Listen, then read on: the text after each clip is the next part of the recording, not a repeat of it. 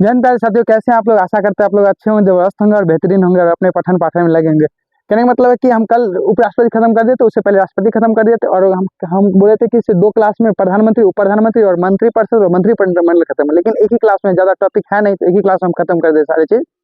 आज पढ़ेंगे प्रधानमंत्री, उप प्रधानमंत्री, मंत्रिपरिषद, मंत्रिमंडल, दोनों में अंतर क्या होता है। मंत्रिपरिषद मंत्रिमंडल में प्रधानमंत्री है, उप प्रधानमंत्री पहले था, तो अब उप प्रधानमंत्री क्यों नहीं बनाया जाता है, सारी चीज इस क्लास में कवर करें, तो जुड़े रहिए हमारे साथ। पहले कल आर्टिकल 72 तक खत्म कर देते, जिसमें राष्ट्रपति की क्षमादान शक्ति थी। आर्टिकल 72 राष्ट्रपति की क्षमादान शक्ति, इसी के अंतर्गत जो माफी, जो आजीवन कारावास होता है उसको भी कम कर दिया जाता है, जो फांसी की सजा होती है उसको भी कम कर दिया जाता है, और इनको माफ करने की सजा दिया जाता है। राज्यपाल को भी यह अधिकार है कि उन किसी भी लोग को सजा माफ कर सकते हैं। तो आर्टिकल 72 के अंतर्गत हम पढ़ा देते हो। तो आर्टिकल 73 क्या कहता है कि केंद्र सरकार की कार्यपालिका शक्तियों का विस्तार पूर्वक केंद्र कार्यपालिका शक्ति उन सभी विषयों पर लागू होते हैं जिन पर संसद कानून बनाने का अधिकार है। मीन्स इसके आर्टिकल 73 कहने का मतलब ये है कि ये कहना चाह रहा है कि ऐसा कोई भी कानून जो राज्य सरकार के अंतर्गत नहीं आता है, अगर वो संघ सूची के अंतर्गत आता है, तो वो बनाने का अधिकार जो होगा वो सिर्फ और सिर्फ केंद्र सरकार के पास होगी। मीन्स जो समवर्ती सूची होगी वो, और विस्तार पूर्वक जो भी कानून बनेगा वो आर्टिकल 73 के अंतर्गत ही बनेगा। समझ रहे? ऐसा कोई कानून जो केंद्र सरकार के अंतर्गत आती है वो केंद्र सरकार बनाएंगे, जो राज्य सरकार के अंतर्गत राज्य सरकार बनाएगी, और जो हम समवर्ती सूची जो बनाएंगे वो या कोई राज्य सरकार के अंदर दायरे में ही आता है, लेकिन उस पर जो कानून राज्य सरकार नहीं बना पाती है, तो जो भी कानून होगा वो आर्टिकल 73 के अंतर्गत केंद्र सरकार बनाएगी। समझ गए? उसके बाद है आर्टिकल 74।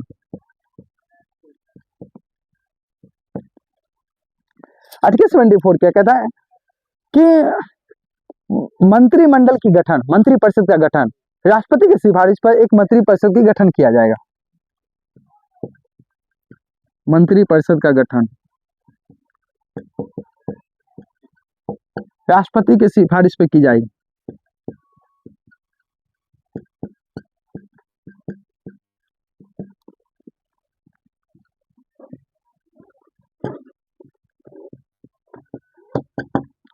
मंत्रिपरिषद का गठन राष्ट्रपति की सिफारिश पर की जाएगी कि एक मंत्रिपरिषद का गठन किया जाएगा या मंत्रिमंडल का गठन किया जाएगा, जिसके अंतर्गत कोई भी कानून बनाया जाएगा। मंत्रिमंडल अलग होता है, मंत्रिपरिषद अलग होता है, हालांकि काम दोनों का दायरे में एक ही आता है। मंत्रिमंडल में जो जिसका अध्यक्ष होता है वो भी पीएम होता है, मंत्रिपरिषद का भी अध्यक्ष पीएम होता है, लेकिन मंत्रिपरिषद बहुत बहुत छोटा जगह होता है, उसमें आदमी बहुत ज्यादा बैठते हैं, लेकिन वो बहुत छोटे दायरे के लिए होता है, और मंत्रिपरिषद का इतना बड़ा रोल नहीं होता, लेकिन मंत्रिमंडल का बहुत बड़ा रोल होता है।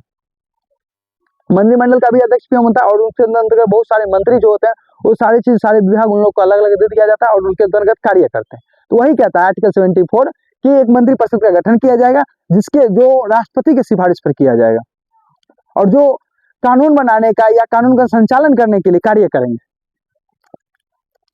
आर्टिकल 75 मंत्रिपरिषद, थोड़ा एक आर्टिकल बचा वो पढ़ लेते हैं, उसके बाद मंत्रिमंडल पढ़ेंगे कि मंत्रिमंडल को थोड़ा विस्तार में समझेंगे क्या कहता है। आर्टिकल 75 क्या कहता है कि प्रधानमंत्री की नियुक्ति, प्रधानमंत्री की नियुक्ति राष्ट्रपति के द्वारा किया जाएगा।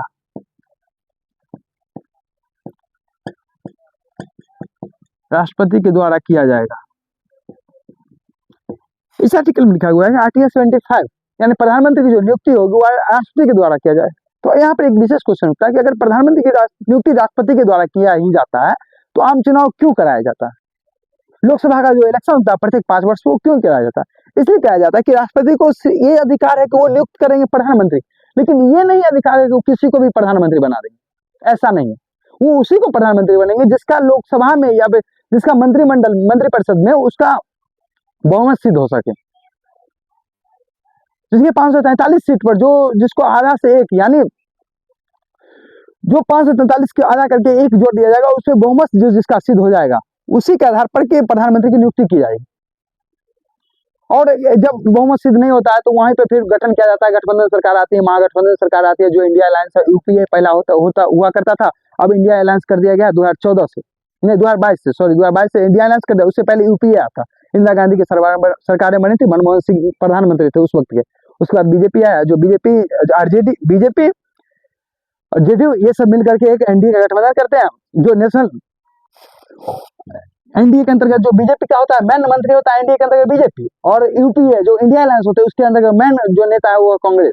ये दोनों को भी हम डिटेल समझे। आर्टिकल 75 कहता है प्रधानमंत्री की नियुक्ति राष्ट्रपति के द्वारा कर जाती है, लेकिन राष्ट्रपति को यह अधिकार है प्रधानमंत्री की नियुक्ति करने का, समझे। और प्रधानमंत्री की नियुक्ति बहुमत के आधार पर किया जाए, ना कि किसी को उठा करके ऐसा ही कर दिया जाए, जितने लोकसभा में सीट आएगा उसके आधार पे।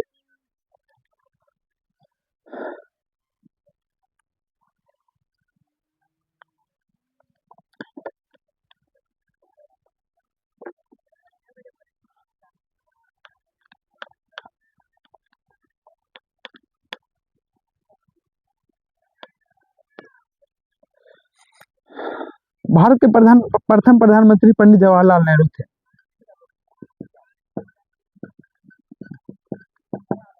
पंडित जवाहरलाल नेहरू।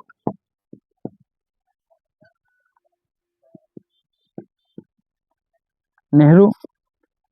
वर्तमान प्रधानमंत्री कौन है? नरेंद्र मोदी।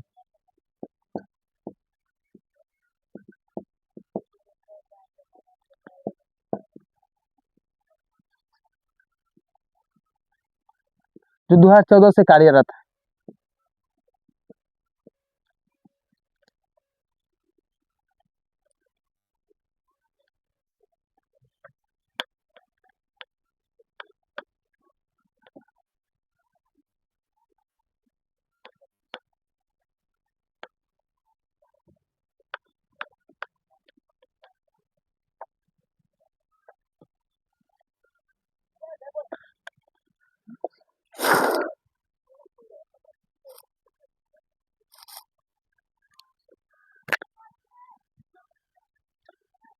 टॉपिक डालना मंत्रिपरिषद। मंत्रिपरिषद 4 प्रकार के होते हैं।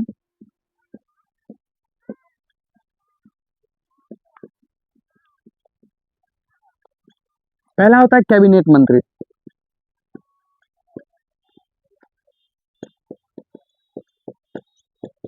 कैबिनेट मंत्री का कि जो मंत्रिपरिषद का जो भाग हुआ उसी के अंतर्गत कैबिनेट मंत्री आते हैं। कैबिनेट मंत्री कहने का मतलब कि आप समझ जाइए कि ये सबसे बड़ा पद होता है मंत्रिपरिषद के अंतर्गत, ये सबसे बड़ा पद होता है, ये सबसे बड़े मंत्री होते हैं।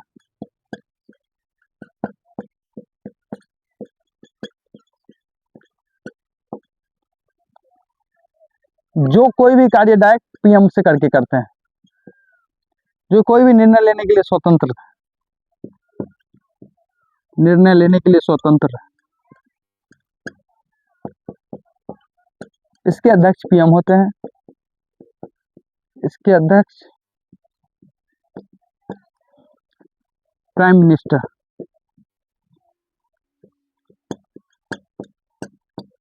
कैबिनेट मंत्री कहने का मतलब कि ये सबसे बड़ी मंत्री होते हैं। मंत्री जो मंत्री परिषद का जो भाग है इस सबसे बड़े मंत्री के रूप में कार्य करते हैं। जैसे कि मान लो एग्जांपल कि रक्षा मंत्री राजनाथ सिंह और गृह मंत्रालय जो संभालते हैं वो अमित शाह जी हैं। तो ये सबसे बड़े मंत्री, ये अगर इनको कोई नियम कानून लाना पड़ेगा तो ये अपने अंतर्गत ये नहीं बोलेंगे कि हमको किसी से या लोकसभा या राज्यसभा से जाकर के हमको ऑर्डर लेना पड़ेगा। अगर ऐसा कोई नियम कानून को बनाना पड़ेगा तो ये खुद बना सकते हैं। ये अपने नियम कानून बनाने के लिए स्वतंत्र, इस संविधान के अंतर्गत ये लिखा गया कि अपने नियम कानून बनाने के लिए स्वतंत्र, समझ रहे।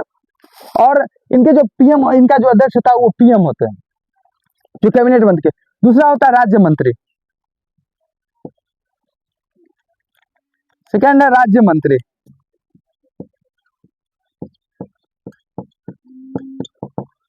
राज्य मंत्री क्या होता है कि ये राज्य में कार्य करते हैं, लेकिन सभी राज्य में कार्य नहीं करते हैं। राज्य मंत्रिमंडल का ऐसा होता है जो मंत्रिपरिषद है, राज्य मंत्री स्वतंत्र प्रभार।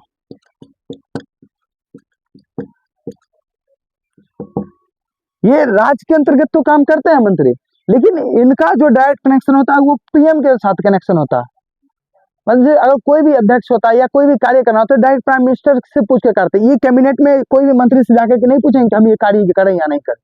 लेकिन अगर राज्य मंत्री होता है, ये राज्य मंत्री स्वतंत्र प्रभार वाले, और एक राज्य मंत्री होता है जो डायरेक्ट राज्य मंत्री होता है, वो उनको पूछना पड़ता है, कोई भी कार्य करने के लिए कैबिनेट से पूछना पड़ता है। लेकिन ये राज्य मंत्री स्वतंत्र, अगर इसको कोई कार्य करना है तो ये डायरेक्ट कैबिनेट में जाकर के पूछेंगे, उसके बाद ही फिर कुछ करेंगे। ये अपना निर्णय लेने के लिए स्वतंत्र हैं।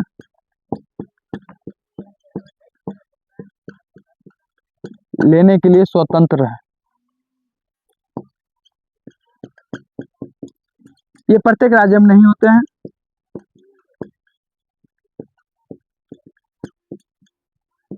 और इसके अंतर्गत तो वो कार्य करते हैं जो जो इतना इम्पोर्टेंट नहीं है, या कोई छोटे पद, जैसे अल्पसंख्यक समितियां हो गया, या कोई ऐसा छोटा कानून जिसको अल्पसंख्यक समिति मान लो कि बहुत छोटा कानून है, वो बहुत छोटा पद है, तो इसको राज्य मंत्री स्वतंत्र प्रभाव के अंतर्गत दे दिया जाता है कि आप इस पर कानून बनाइए, इस पर लागू कीजिए, या कोई भी कार्य करिए। जैसे अल्पसंख्यक समिति,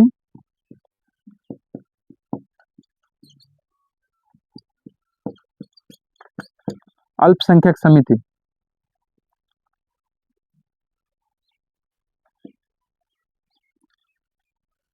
तीसरा है राज्य मंत्री।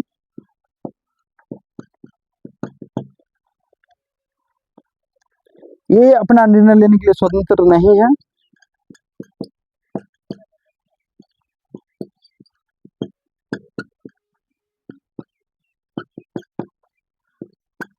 स्वतंत्र नहीं है। ये अपना कार्य कैबिनेट से पूछ के करेंगे। कैबिनेट से पूछ कर करेंगे। अगर इनको कोई कार्य करना पड़ेगा तो इनको कैबिनेट से पूछना पड़ेगा, हाँ ये हम कार्य करें या नहीं करें। अगर कभी मीटिंग होगा तो ये कैबिनेट मंत्री लोग सारे बैठेंगे, पीएम के साथ बैठेंगे। हम डायग्राम बना के समझाएंगे कि हम क्या कहना चाह रहे हैं।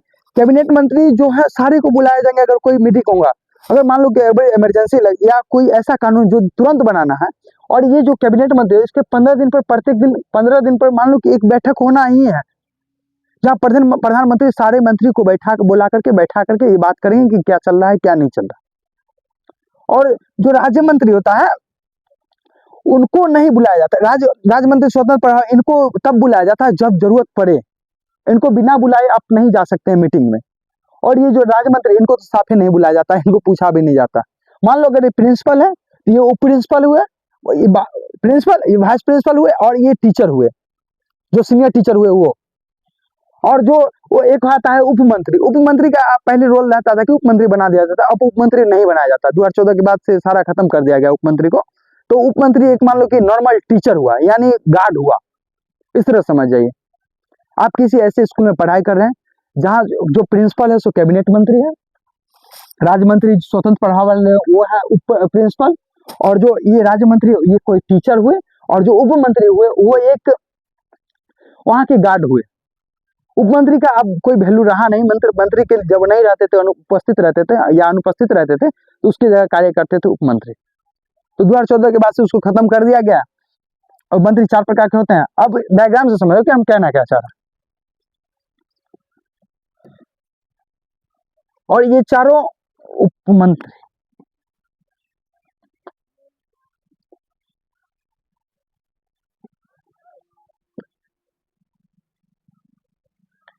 ये चारों मंत्री परिषद का भाग है।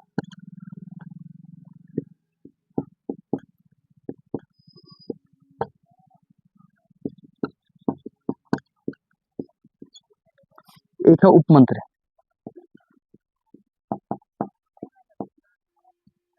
ये चारों मंत्री परिषद का भाग है। नोट करना है तब।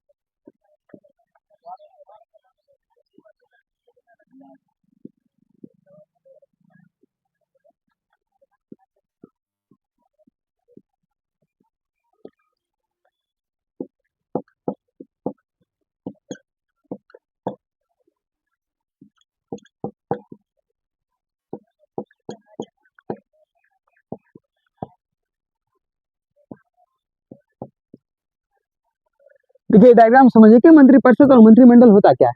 इसमें आप देखिएगा कि ये तीन जो बैठे हुए हैं कैबिनेट मंत्री हुए, ये राज्य हुए और ये भी राज्य, ये स्वतंत्र प्रभार वाले हुए, ये स्वयं राज्य हुए, यानी सिंगल राज्य। और इनके जो अध्यक्ष होते हैं वो पीएम होते हैं, जो मंत्रिपरिषद का भाग है। लेकिन इनके अंतर्गत कोई भी कानून ऐसा नहीं बनाया जाता जो डायरेक्ट लागू हो, ये सिर्फ नाम मात्र के लिए है, काम के लिए नहीं है। और ये जो मंत्रिमंडल, इसमें सिर्फ दो ही आदमी बैठते हैं, एक कैबिनेट मंत्री और एक राज्य मंत्री को तब बुलाया जाता है जब जरूरी पड़ता है। राज्य मंत्री स्वतंत्र प्रभार वाले, तो उनको बुलाया जाता है, तो ये मंत्रिमंडल का भाग होता है। और जो भी कानून बनता है, जो भी कानून या कोई ऐसे कानून बनाना हो जो इमरजेंसी हो या किसी ऐसे तरह का कानून हो, वो मंत्रिमंडल के अंतर्गत ही बनाया जाता है, जिसके अध्यक्ष पीएम खुद होते हैं। प्रधानमंत्री बैठक बुलाते हैं 15 दिन के अंतर्गत, महीना में 2 बार जरूर बैठक किया जाता है। तो ये मंत्रिमंडल में सारे लोग बैठते हैं और कोई कानून बनाना होता है तो इन लोग मिल करके बुला लेते हैं। लेकिन अगर ये कानून बनाता है तो इनको नहीं पूछा जाता है, लेकिन अगर इनको कानून बनाया जाता है तो इनको पूछा जाता है। लेकिन इनको कानून बनाना तो कोई चीज नहीं पूछा जाता। हाँ, इनको बताना कंपलसरी है, लेकिन ये नहीं बोल सकते कि आप ये चीज लागू नहीं करें। हाँ, अगर नोटबंदी अगर हमको करना है तो प्रधानमंत्री ये शर्त ले लेंगे, मंत्री को बुला लेंगे, 5 मंत्री को बुला करके बैठ के ये शर्त लेंगे, हाँ हमको नोटबंदी करना है तो हम नोटबंदी कर लेंगे। 2016 में उठे थे, नोटबंदी कर दिए थे। तो लेकिन वो ये इससे नहीं पूछे थे राज्य से कि हम नोटबंदी करने जा रहे हैं, क्या आपकी हम सहमति चाहिए, नहीं, कभी नहीं। लेकिन अगर मंत्रिपरिषद को अगर कोई कानून बनाना है राज्य सरकार में कि हाँ हम इसको मिला रहे हैं या इसको हटा रहे हैं या ऐसा कोई कानून राज्य सरकार के अंतर्गत लाया जा रहा है, तो इनसे पूछना कंपलसरी है। वही हम समझा रहे हैं कि क्या करना चाहिए मंत्रिपरिषद और मंत्रिमंडल। अब पीएम बनने के लिए हमने जैसे बताया कि आपको राष्ट्रपति पीएम बनाते हैं, लेकिन बहुमत बनाना पड़ता है। लेकिन जब इलेक्शन होती है, जब इलेक्शन होती है 543 सीट पर, जब लोकसभा की इलेक्शन होती है, तो उसमें क्या होता है कि जब सरकार अपनी नहीं बन पाती है तो वहां बहुमत सिद्ध करना पड़ता है। और जब बहुमत सिद्ध नहीं करना पड़ता है तो तब ऐसे कुछ नेता मिल जाते हैं या दो लोग मिल करके एक नेता का गठन करते हैं या एक पद का गठन करते हैं जो दोनों से अलग हो। जैसे एनडीए, नेशनल डेमोक्रेटिक अलायंस,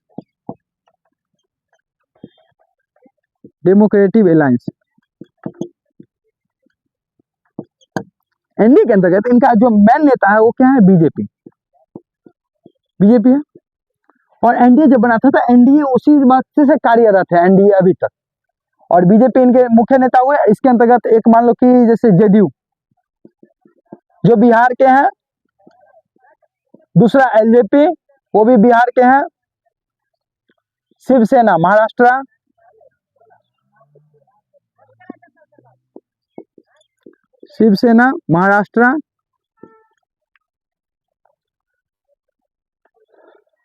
और एनडीए के अंतर्गत। और जब यूपीए बनाया गया था, यूपीए था कब, जब कांग्रेस वाले जब यूपीए बनाया गया था, जब 2023 से पहले यूपीए ही था, जो 2023 में जाकर के सारे मंत्री नेता लोग बैठे कांग्रेस के और इंडिया अलायंस के साथ गठबंधन कर लिया। और इंडिया अलायंस में जैसे आम आदमी पार्टी, कांग्रेस और आरजेडी, ऐसे बहुत सारे तमिलनाडु के हैं, बहुत सारे ऐसे नेता जो मिलकर के गठबंधन किए और एक पद का निर्माण किए या एक दल का निर्माण किया जो इंडिया अलायंस कहलाया, जो 2023 के बाद बना था इलेक्शन के समय। तो यूपीए वही के अंतर्गत आता है। अब इंडिया अलायंस हो गया 2023 के बाद, 2023 के बाद। अभी दो ऐसा ही है, क्या एनडीए और इंडिया, ये दोनों की चलती है, लेकिन दोनों में तो गठबंधन है, सारे दल मिल करके तो इसी में आ गए हैं। और कुछ दल है इसमें है, जैसे BJP, JDU, LJP, Shiv Sena Maharashtra के हैं। इंडिया अलायंस के साथ कांग्रेस, मान लो कांग्रेस वाले हो गए या सपा वाले हो गए, समाजवादी पार्टी जो यूपी के हैं ये इसी के अंतर्गत आ गए, आरजेडी जो बिहार के हैं ये इसी के अंतर्गत आ गए हैं। तो बहुमत सिद्ध करने के लिए लोगों क्या करता है कि अपने दो दल को मिला करके एक दल का निर्माण कर देता है, ताकि उसके जो कुछ नेता जो जीत करके आए वो हम में आ जाए और हम गठबंधन बना करके हम सरकार बना ले। अपने सरकार इसलिए बनाना चाहते हैं ताकि कोई भी नियंत्रण जो होगा, वो कोई भी कार्य करना पड़ेगा तो वो खुद दल करना पड़ेगा। बीजेपी आज गठबंधन क्यों करना पड़ता है? इसलिए ताकि आपके पास पावर आ जाए, शक्ति आ जाए। अगर आप किसी विरोध में रहेंगे तो उतना सरकार तो नहीं बना पाएंगे जितना आप बना पा रहे हैं। पीएम का ये जरूर नियम है कि हाँ कोई भी कानून बनना पड़ेगा, नोटबंदी आएगा, नोटबंदी कर देंगे। लॉकडाउन करना होगा, मंत्री से बैठेंगे लॉकडाउन कर। लेकिन ये राहुल गांधी के पास, अगर इंडिया अलायंस के अध्यक्ष राहुल गांधी है, सॉरी इंडिया अलायंस के जब उसके मेंबर है राहुल गांधी के अधिकार नहीं दिया गया है कि वो विपक्ष के साथ से ये चीज कर सकते हैं, या उनके पास अधिकार है। समझ हम क्या कहना चाह रहे हैं? बहुत टाइम दे दे कि ये दो टॉपिक समझाने में, इंडिया अलायंस और एनडीए अलायंस कार्यरत क्यों होते हैं। यहाँ तक समझ गए होंगे। तो आज के लिए इतना ही बस, और कल हम पढ़ेंगे, कल की क्लास में हम पढ़ेंगे आर्टिकल 76, 77 और 78, 3 आर्टिकल जो बचा हुआ वो हम कल की क्लास में खत्म। तब तक कार्यपालिका खत्म नहीं होगा, फिर सांसद पढ़ लेंगे, फिर विधानमंडल, उसके बाद भाग 6 की तरफ पढ़ेंगे स्टेट, सॉरी स्टेट विधानमंडल स्टेट के अंतर्गत ही आता है, सिर्फ एक बचेगा संसद, पार्लियामेंट। तब तक के लिए धन्यवाद, ख्याल रखें अपना, जय हिंद जय भारत।